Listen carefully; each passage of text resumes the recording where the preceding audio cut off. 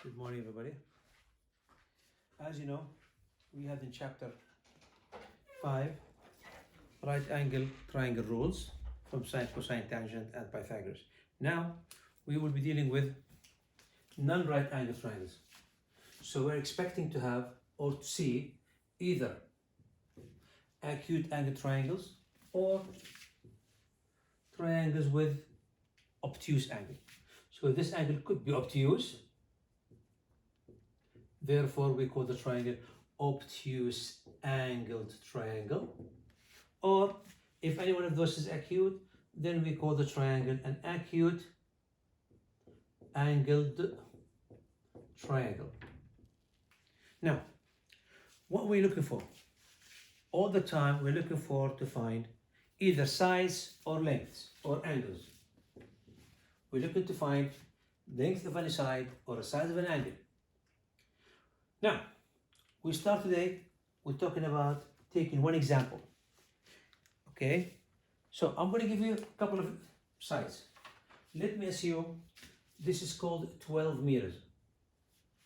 A triangle whose one of the sides is called, or is being length 12 meters. And then that side is 16 meters. Okay? And I'm giving you any angle such as this angle 41. And what am I looking for? Let's say I'm looking for this angle. Alright? So let's call this example number 1. And how do we do that? How can we find the side of this angle? This is not a right angle triangle, so don't even think about it. But the trick in here, if this is a non-right angle triangle, let's look for some kind of relationship. I am looking for an angle who's facing this side. I am given an angle who's also facing the opposite side. So this kind of system, you're having an angle opposite side, angle opposite side. Then we're going to use something called sine rule. What is a sine rule? Sine rule says sine 14 or 41 divided by the opposite side and sine theta divided by the opposite side, and then we equal them. That's simply the sine rule. So every time you see a pair, sine and angle, only opposite, that's where you hit the rule. And if you rearrange that, cross multiply, 12 sine 41 equals 16 sine theta. And when you divide both up by 16, this 16 will go away with that. So sine theta will be 12 sine 41 over 16. Good. And if you want to find theta, simply the inverse sine of whatever there. So the inverse sine of all of that mess, which is 12 sine 41 degrees divided by 16. Let your calculator do the work. And the answer for that will be 99.5 degrees. Okay? So, we set up the rule. Now some people say, but what's the rule?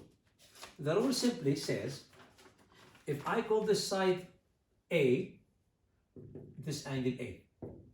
And if I call this side B, then this side is angle called B. So sine A divided by the side opposite equals sine the side B divided by this angle that is opposite to it. So that's the angle. These are the lengths. All right? Let's have another example. Maybe you can see it better. The more examples you have, the better you see. Okay, we can have an obtuse angle triangle. I'm giving you this side is 120 degrees and the side facing is 16.5 millimeters. What is the other pair of information? I'm giving you this angle is 24, while I'm looking for this side. Okay? I can call the side W. So how can I find the length of the side W? Can I apply the rule? Let's find out. Ready? Let's look for a side and a pair with an angle.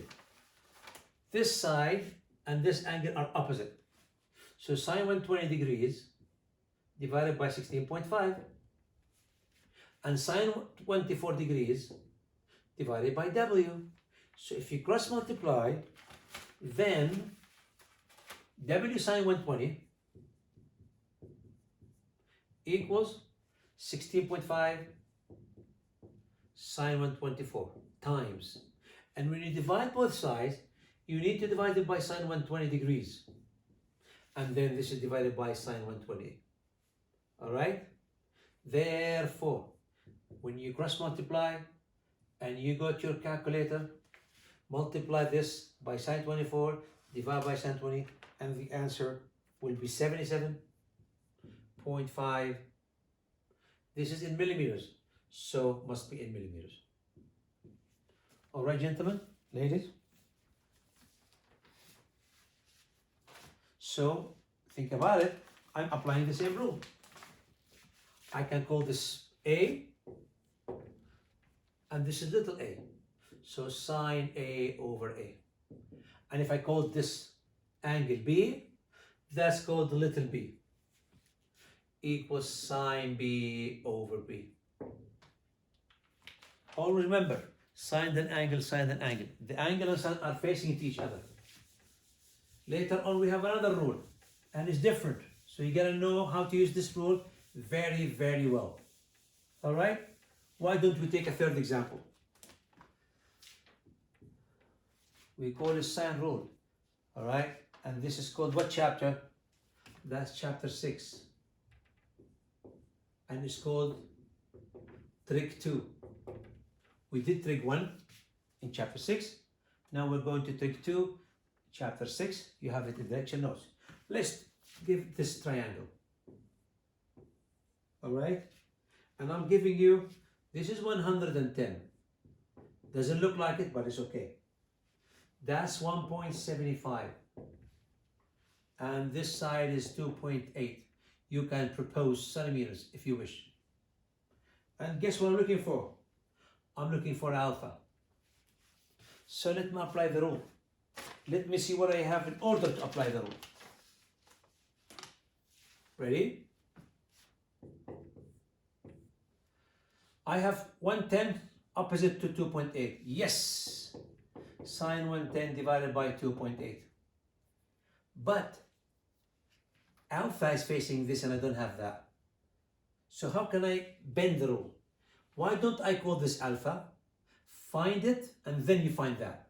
So sine alpha divided by the opposite side. Which one? That one. I don't need alpha, but it's the only key for me. So if I'm looking for sine theta, 1.75 times sine 10 divided by 2.8. And when you use inverse sine, then you can find theta. And theta in this case, 36 degrees. I couldn't apply the rule directly with that one because I need an opposite side. I don't have an opposite side. But I have this side which opposite this angle. Once you find theta, then you can say 110 plus theta plus alpha equals 180. And since theta I just found it, so 110 plus 36 plus alpha equals 180. And alpha equals what? 180 degrees minus 110 minus 36. And in this situation, the angle will be 34 degrees. So the size of this angle is 34. All these things, you can't get away from it. As far as you have two pairs, one pair angle side and one pair angle side, one of those four findings is missing. And that's it. Okay, gentlemen? This is called using the sine rule. So the sine rule can be applied all the time. If you have an angle and side opposite, and another pair angle and side. So how many parts do you have? You have 1, 2, 3, 4. One of them is missing. Cross multiply. All right? This is in chapter 7, where you're going to use sine rule. And don't forget, sine rule is written that way. All right? I'm going to be asking you to do a homework for next time, and you probably should ask me on next meeting. Your homework will be, double check that you can do that. Go to problem B in your lecture note. All right? Which lecture note? We said chapter 6, trigonometry 2. Look at page 5. You have example 1. Parts only, A and B. And go to page 7. All right? And question or example 2. These examples are only applied to sine rule. When I see you next time in class, you should have done them. You can check the answer from the end of, at the end of the worksheet. If you don't understand, then I explain. Have a nice day.